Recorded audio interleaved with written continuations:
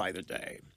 Crazy Bernie Sanders. You know, this guy is benefiting from a bunch of images that he doesn't deserve. He's an old guy. He's a friendly old guy. He's your grandfather. He's your uncle. He's just a good old codger. Doesn't mean anybody any harm. This guy is flat out dangerous, as all of these other Democrat candidates are. This guy is an unapologetic communist. Don't give me this socialist stuff with Crazy Bernie. He's out defending the Castros and defending Cuba. He's defending what's going on in Venezuela. This guy cannot work up any amount of anger and fervor for these people like he does for us and for Republicans. It's the same difference for these people passing all these abortion laws. True socialists and true communists, murderous thugs around the world, do not get these people worked up into any kind of a tizzy like you and I do. Washington Free Beacon Bernie Sanders bashed the New York Times in 1986 for not telling the truth about communism. 1986, Bernie Sanders spoke of being very excited about watching the late Cuban dictator Fidel Castro's revolution rising up against the ugly rich people. And he lambasted the New York Times for not telling the real truth about communism in Nicaragua. This is according to a newly surfaced video.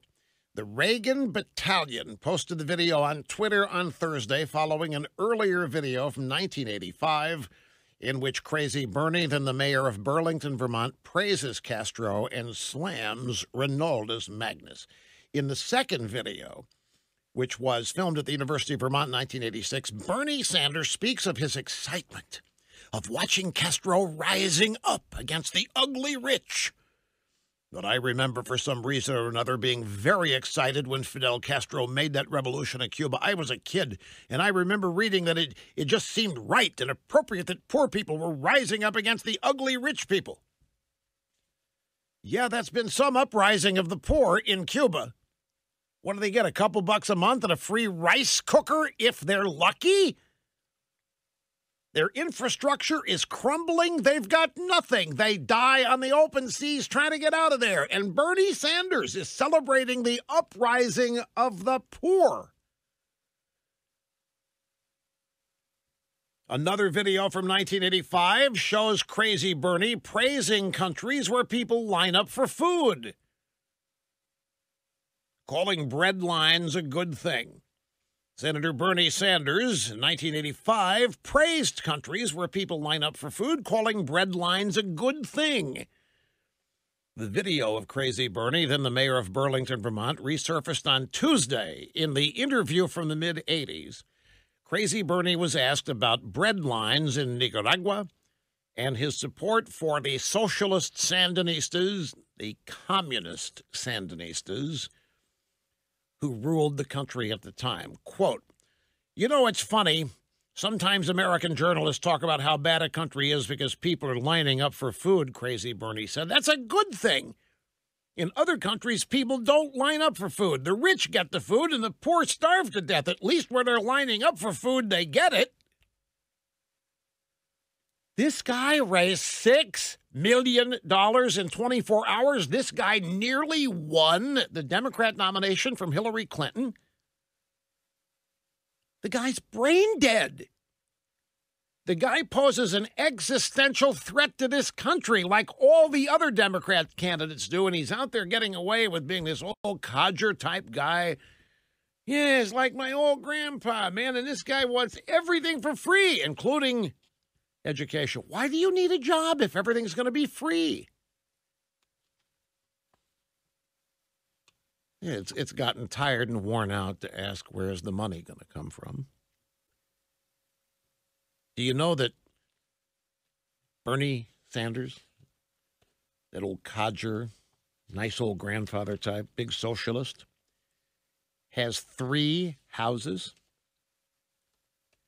He's amassed a personal fortune that includes 3 homes, millions of dollars in the bank.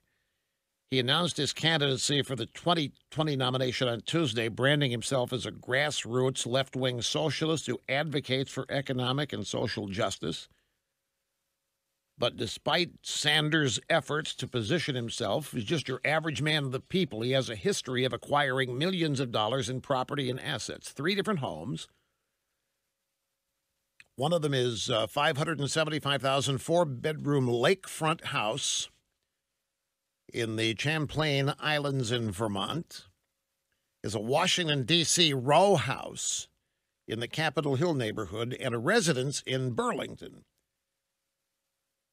He also made more than $1 million from book royalties and cash advances. And he collected $6 million in campaign donations in one day. Let me ask, why is Bernie Sanders not offering to share any of that $6 million with other candidates? No, I'm not trying to make a point. I'm dead serious here. If these people believe it, then they believe it. If it's not fair that anybody should have any more than anybody else, then Bernie Sanders should be divvying that $6 million up and giving it out equally to everybody else running for president on the Democrat side. Is he going to do that? Hell no. No freaking way under the sun. Because Bernie Sanders is a hypocrite. Like every one of them are. Or is. $6 million. Does he feel any guilt? He's got $6 million in 24 hours. I don't think Kamala Harris got that much, and clearly Amy Klobuchar didn't. How can Bernie do this?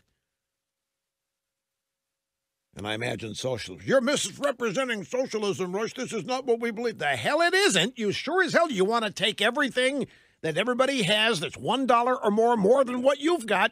Well, Bernie Sanders has millions and millions more of what a lot of people have, and he's not being asked to share it. It's not being forcefully taken from him, and he's making no effort to say it isn't fair that he should have so much. Why is it? Why do these people get away with this hypocrisy? They do because the drive-by media do not call them out on it. Yet to come. We live in a really nightmare. Watch out for we live in a really nightmare. Watch out for